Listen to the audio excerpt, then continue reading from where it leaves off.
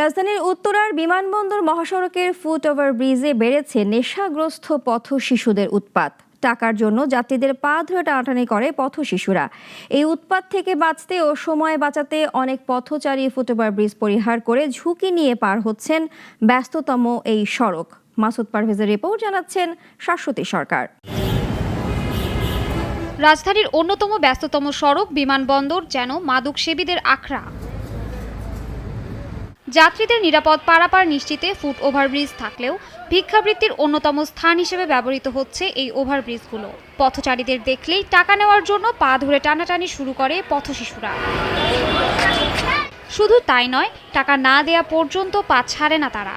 শুধু বিমানবন্দর নয়, উত্তরার আজমপুর হাউস বিল্ডিং ও বিএনএস সেন্টারেও চিত্র একই। দীর্ঘদিন ধরে এখানকার চলন্ত সিঁড়িও নষ্ট।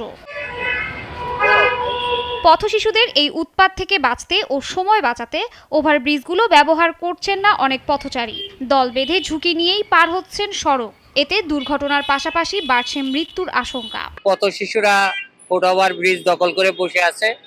জীবনের ঝুঁকি নিয়ে মানুষ ফুট ওভার ব্রিজ ব্যবহার না করে রাস্তা দিয়ে চলাচল করে। ফুট ওভার ব্রিজের অ্যাক্সিলারেটরটা বন্ধ, তারপরে ওখানে ভিতরে আপনার এই যে টোকাই ছেলেগুলো বসে থাকে, ওরা পা ধরে মানুষকে খুব ঝামেলা করে।